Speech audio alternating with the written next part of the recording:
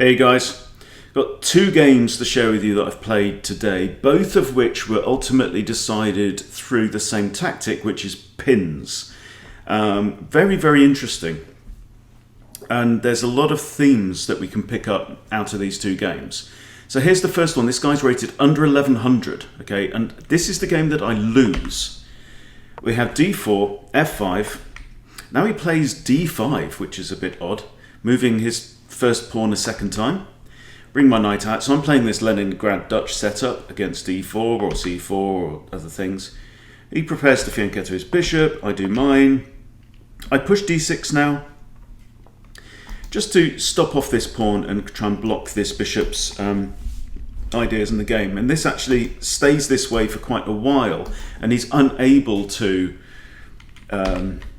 mobilize his bishop really. So now c4 comes, I castle, knight there, bishop now here. So I'm thinking my bishop doesn't have much of a future over here because of these pawns, locking that down. So I figure maybe I might think about maybe pushing a pawn, takes, like knight takes or whatever. That might be a possibility. Knight comes out, queen e8, very typical move. Queen now looks at this undefended pawn, so I have to push b6. Now a4, and now I think about bringing my knight in. So I'm going to bring my knight in here, where it's looking at the queen. And if you notice as well, it would be a third attacker on this pawn here, currently defended by queen and rook. So he now pushes the pawn further, which is good.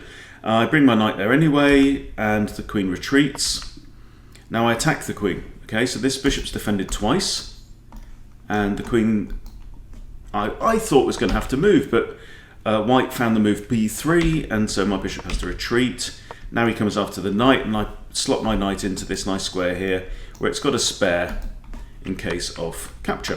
Okay, so we capture, trade knights, and I'm feeling quite comfortable at this point. Lifts the rook, and now I play the e5 move. Key move. He has the option here of capturing en passant, but he does not capture and pushes b5 instead, which suits me fine. I drop my knight back now into this pocket, which is an outpost because it can't be dislodged by a pawn, and it allows me maybe to push my pawn forward. We have an exchange of pawns, and now I push e4. Okay, so my bishop has this nice long diagonal, although the rook had to move obviously to avoid discoveries from the bishop, and that's why it moved there. But here I feel like I've got good space. My light squared bishop is poor, but his light squared bishop is terrible. His dark squared bishop isn't brilliant at this time. It's only got ideas about coming to these, but you never know. Now his knight comes in, and I kick the knight with h6. He comes in, and now I get to swap off my worst bishop for his very good knight. I'm very happy about that. And now is when it starts to go wrong. So he's down to 7 minutes on the clock. I've got 11. Now he proposes a trade of dark squared bishops. There's actually nothing I can do really about this because my bishop can't move off to the side. So I just centralize my rook and allow him to trade bishops. And now we have a check. And this is, I think, a key move from me. And I think I made the wrong choice. So I play king to f7. And the other option was really king to h7. Now what's key about this is, notice that my king is now in line with white's rook. White also has a very bad bishop. White's going to want to do something about this bishop. Okay. Now he played exceptionally well, I think, for somebody rated under 1100 here. And now so he advances f3. So he's threatening to capture on here, and I can't recapture with my pawn because my king would be in check, right? So what if I capture with my knight? So let's say he takes, I take with my knight, bishop could take, and then queen could take, right? That would work out all right. So I lift my rook here, he takes, I take with the knight. And now he slots his queen in here as another attacker on this knight. So what I need to do now, I think, is probably just move the knight. And I'm very conscious that my pawn there is pinned on the king. Should probably just move the knight. I play d5, he captures, I capture with a queen.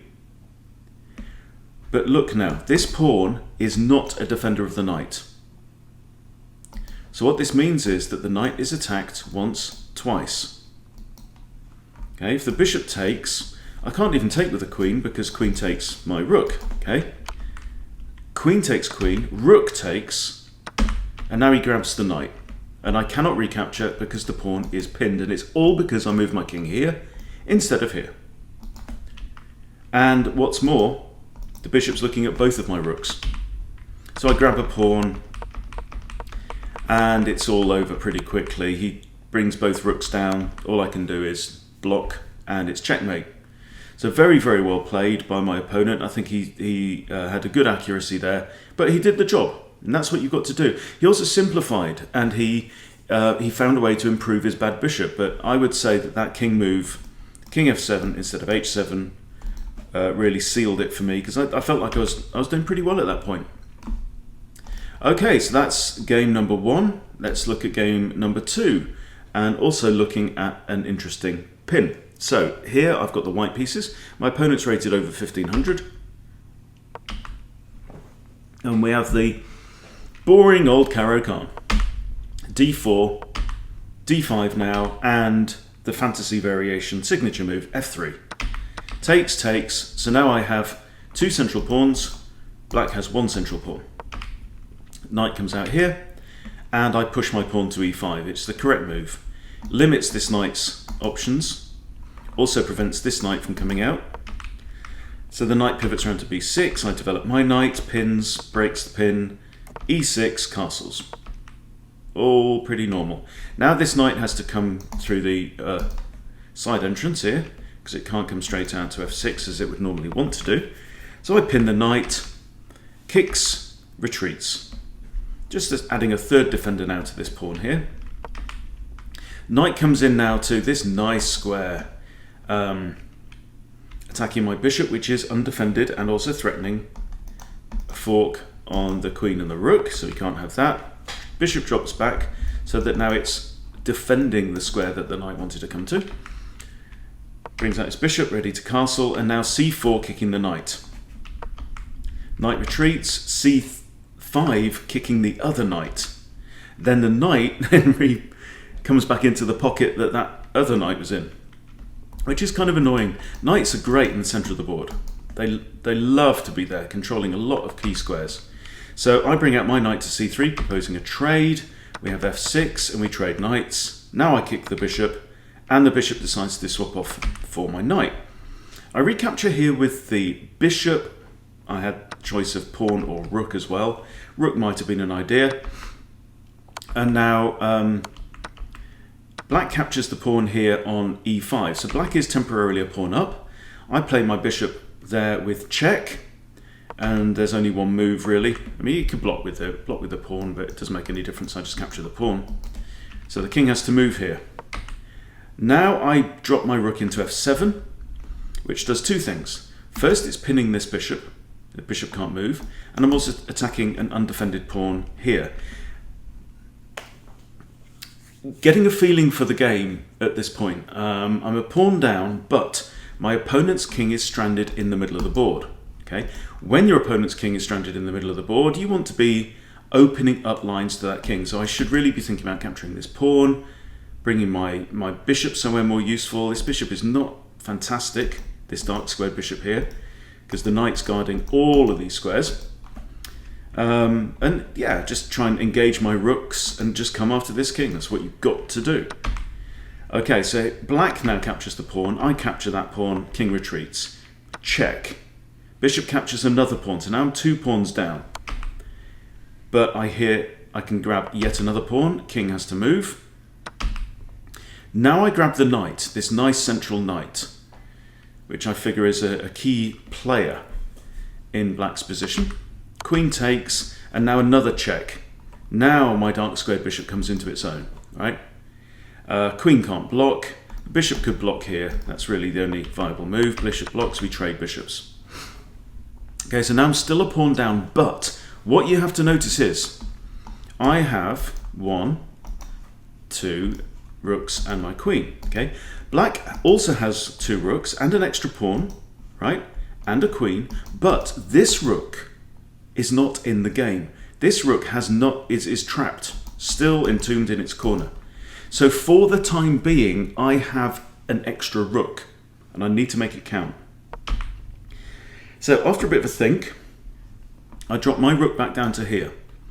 Couple of things about this move. One is it's a defended square, right? I don't want to end up, let's say my rook is here on a dark square, my king's on a dark square. There are possibilities of the queen maybe forking king and rook, okay? Because it's undefended. Try not to leave your pieces undefended. But this is a multi-purpose move because I'm putting it on a defended square and I'm also adding a second attacker to this pawn on d4. So black defends with c5.